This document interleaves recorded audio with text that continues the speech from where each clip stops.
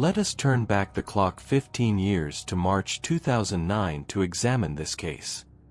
Southgate, a district in North London, is not where our story begins. Instead, it starts in Cottard, a picturesque village in Hertfordshire, about 30 miles from the bustling capital.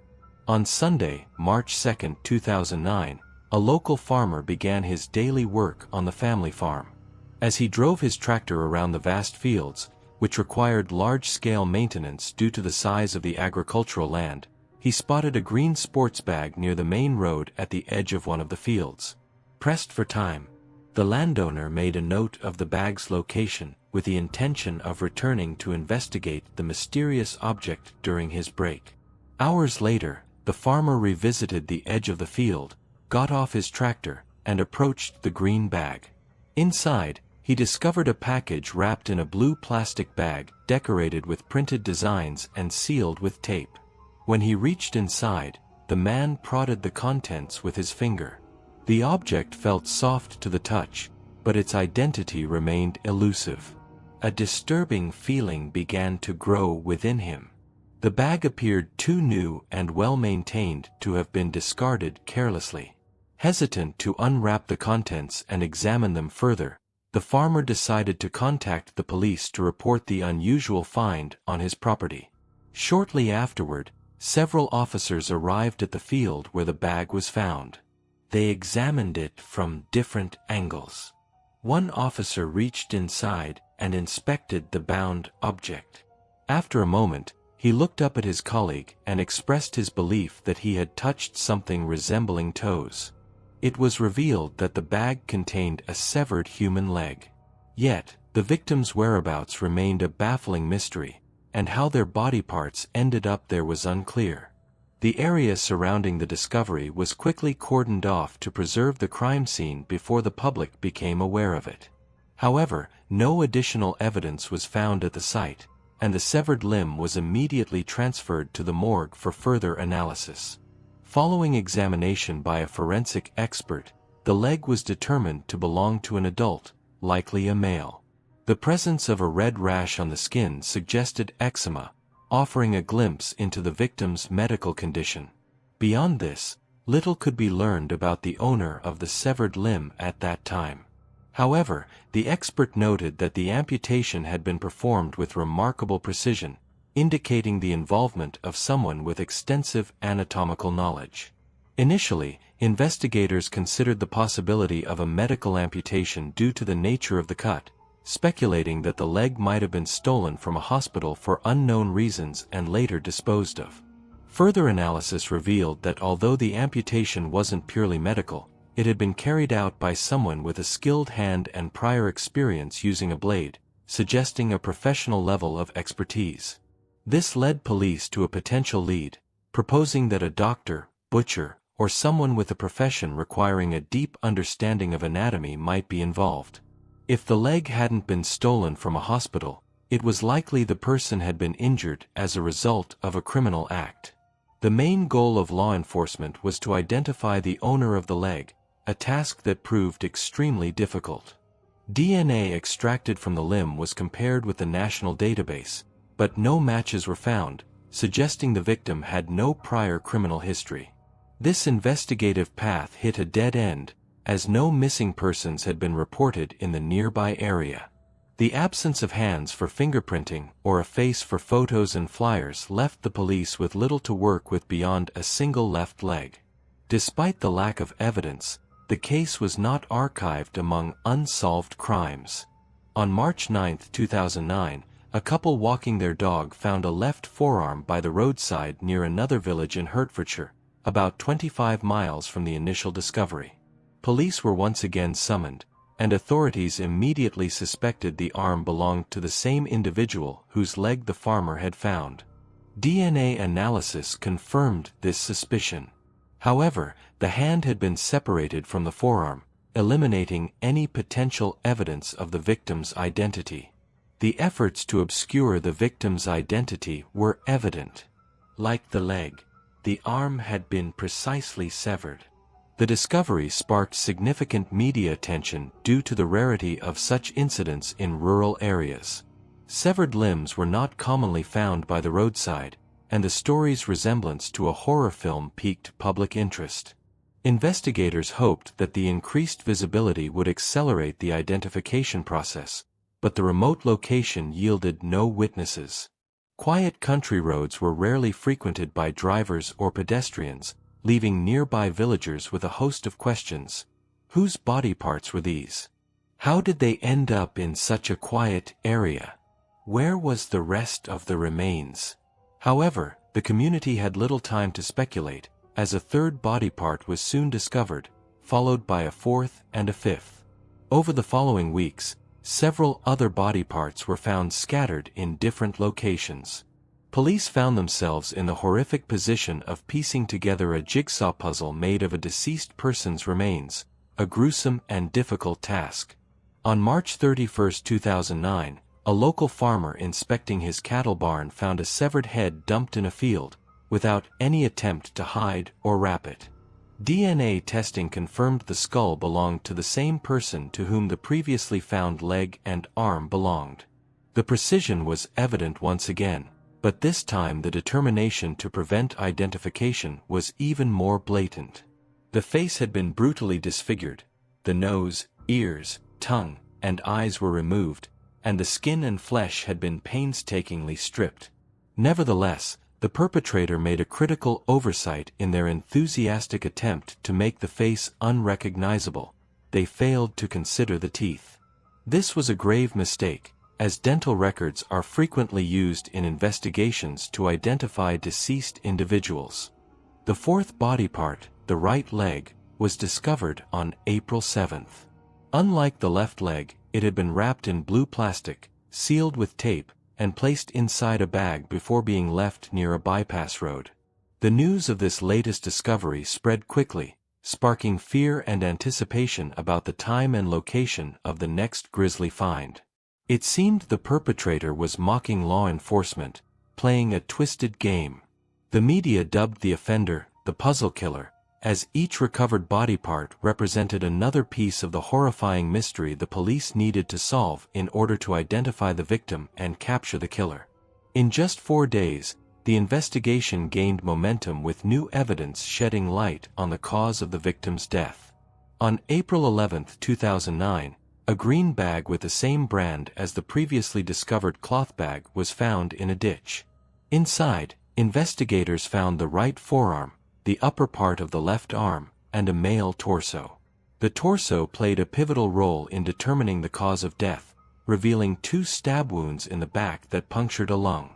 The knife used in the attack had a blade approximately 4 inches long. This discovery confirmed that the killing was intentional, as the wounds came from behind.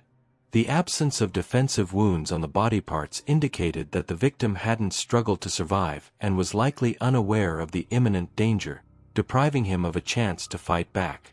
The investigation continued on multiple fronts. First, CT scans of the skull were sent to facial recognition experts in hopes of reconstructing the victim's appearance in life. The goal was to release the image to the public to help identify the person.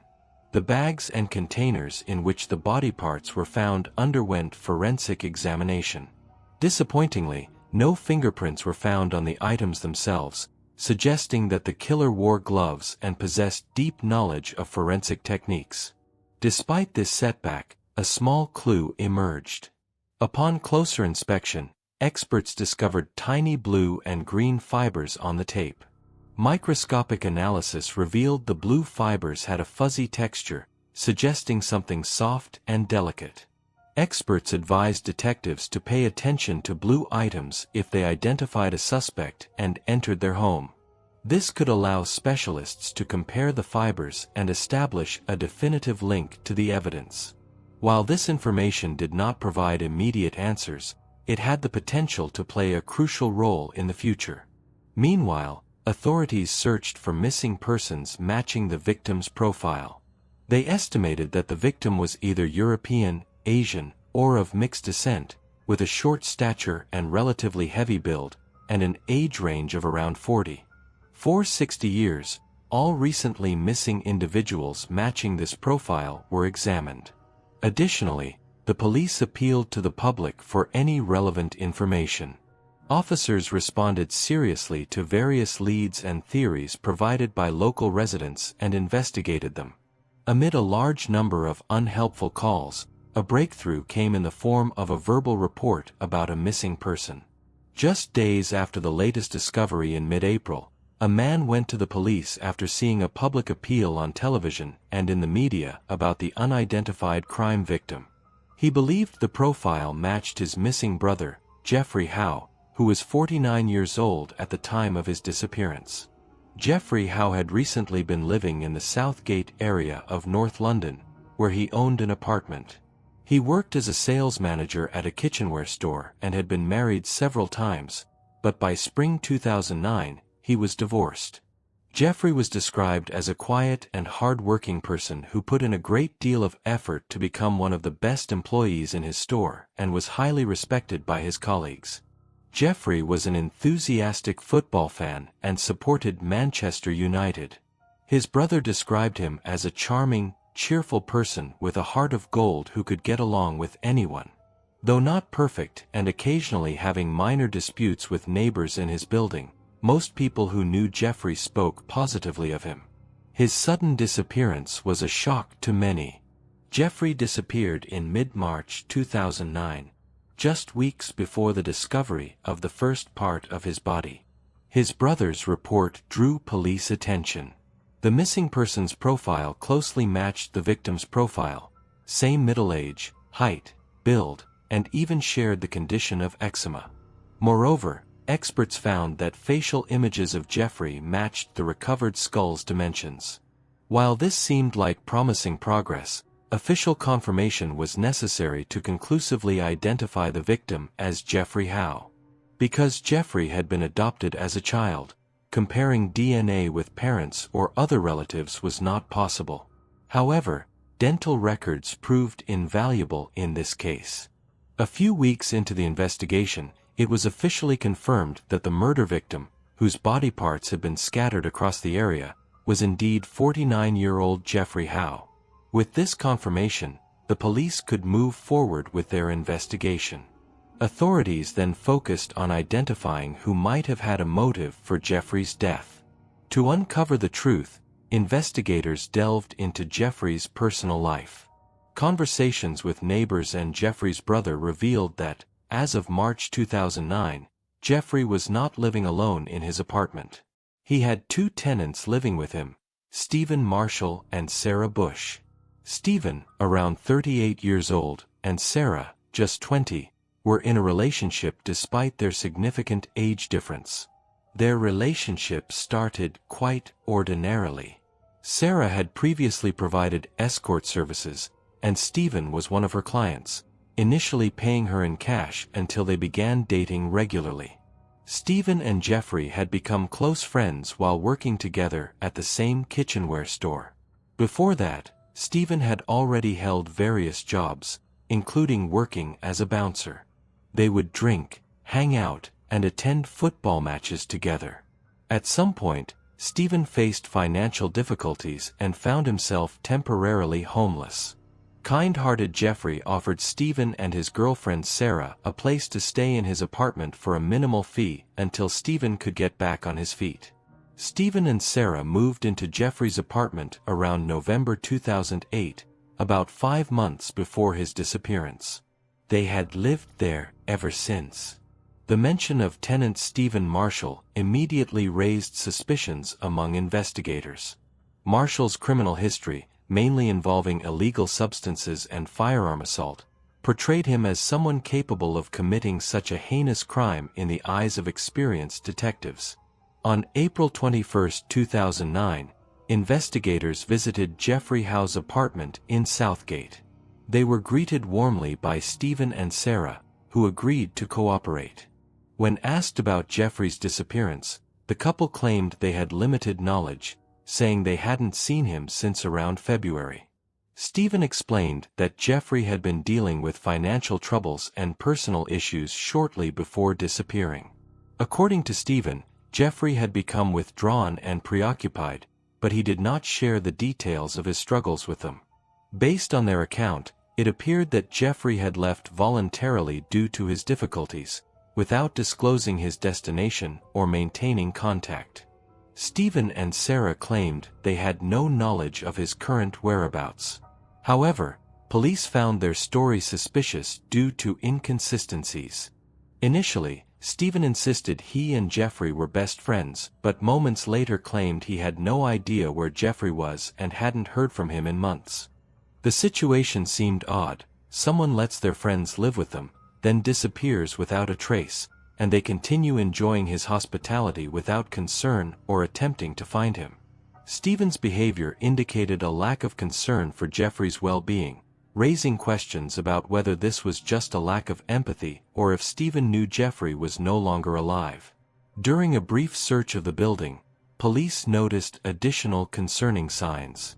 In Geoffrey's bedroom, they found his car's license plate removed for unknown reasons, and the car itself was nowhere to be found. If Geoffrey had left voluntarily, there would be no reason to remove the plate, as doing so is illegal and would likely attract law enforcement attention. Another suspicious detail was the absence of a proper bed in the owner's bedroom, replaced instead with an inflatable mattress and pillow, evidence that the victim was indeed Geoffrey Howe, identified through dental records despite the perpetrator's attempts to conceal the identity. The police now had to wait for expert reports to continue their case against the suspects. Stephen and Sarah were interrogated separately. Both denied involvement in Geoffrey's disappearance. Stephen remained uncooperative, answering every question with no comment, even when shown a picture of Geoffrey and asked if he recognized him. His behavior only deepened suspicion. If Geoffrey had truly been his dear friend and Stephen was innocent, why refuse to cooperate? Sarah, on the other hand, was more willing to talk but provided no new information, repeatedly claiming Geoffrey had been troubled and left voluntarily. Thus, police were unable to extract a confession or uncover damning evidence. The forensic team was sent to search the victim's apartment, suspecting that the murder took place there. Despite the apartment's clean and tidy appearance, ultraviolet lighting revealed a significant amount of blood beneath the carpet and floorboards, especially in the main bedroom and adjoining bathroom. Analysis confirmed the blood belonged to Geoffrey. This discovery led to charges against Stephen Marshall and Sarah Bush for the murder of Geoffrey Howe. The case against them continued to build. Blue and green fibers found on duct tape used to seal the plastic bags containing the victims' remains matched those from the inflatable blue bed in the main bedroom, indicating it was present during the dismemberment. One witness also reported seeing Stephen Marshall disposing of a wooden bed in a large dumpster shortly after Geoffrey's disappearance. The green fibers found on the tape were traced back to a green polo shirt owned by Stephen, bearing the logo of a gym he previously owned, further irrefutable evidence that Stephen was either wearing the shirt or present in the room during the gruesome act. As the evidence against Stephen and Sarah mounted, it became clear they were responsible for Geoffrey's death. The only remaining question was, what was the motive behind this horrific crime? The motive was shockingly simple: money and greed. When Stephen and Sarah faced financial hardship, Geoffrey kindly allowed them to stay in an extra room in his apartment, use some facilities, and pay minimal rent. He was happy to help. However, the arrangement soon deteriorated as Geoffrey felt exploited by the couple's failure to uphold their part of the deal. Stephen was reluctant to pay even the minimal rent.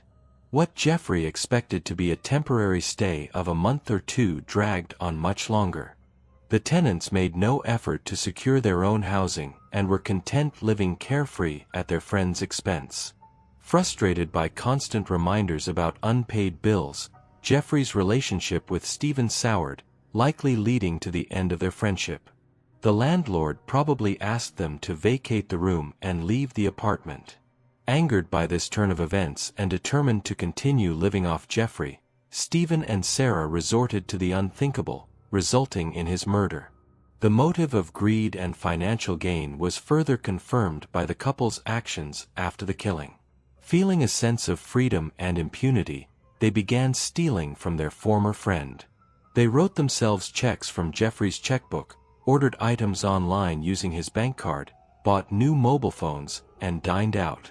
As the card funds dwindled, they started selling Geoffrey's possessions, including his phone, furniture, and TV. Just days after his death, the couple sold Geoffrey's car, listed it online, removed the plates, and provided the buyer with a handwritten receipt. Stephen even went as far as placing Geoffrey's personalized license plates on his own car and fueling up at a gas station before fleeing without paying. A forensic search of Stephen's car trunk revealed traces of Geoffrey Howe's blood, indicating that Stephen had used his car to transport the dismembered body parts in hopes of avoiding identification and any connection. Cell phone data placed both Stephen and Sarah in the remote village where Geoffrey's mutilated skull was later discovered in January 2010. Nearly a year after Geoffrey's death, Stephen Marshall and Sarah Bush went to trial. Initially, Stephen pleaded not guilty, and the couple tried to shift blame onto each other. Eventually, Stephen confessed to the crime. Based on cell phone records, it is believed Geoffrey died on the night of March 8, 2009, while Sarah was visiting a friend overnight. Stephen admitted to killing Geoffrey alone, stabbing him twice in the back and leaving his former friend, who had helped him in need, to bleed to death. Stephen also revealed the reason for the precise dismemberment. He had prior experience with such a gruesome task, having performed at least 4 dismemberments for one of North London's largest crime families. Police confirmed links between Stephen and this criminal organization. It was this expertise that initially misled the medical examiner and police into suspecting someone with a medical background. After pleading guilty, Stephen Marshall was sentenced to life in prison, with a minimum of 36 years, making him eligible for parole no earlier than 2046. Though Sarah Bush was acquitted of the major crime, she was found to be an accomplice, having cleaned the apartment and concealed evidence. She was charged with perverting the course of justice and sentenced to 3 years and 9 months in prison. Tragically, Geoffrey Howe's hands and facial fragments were never recovered. Sarah Bush later claimed they were buried in a forest, but couldn't recall the exact location. Despite efforts by police and his relatives, the remains of the man who died due to his kindness are still missing. This is the end of the story. Don't forget to like the video and leave your opinion on the case in the comments section. Thanks for watching. See you next time.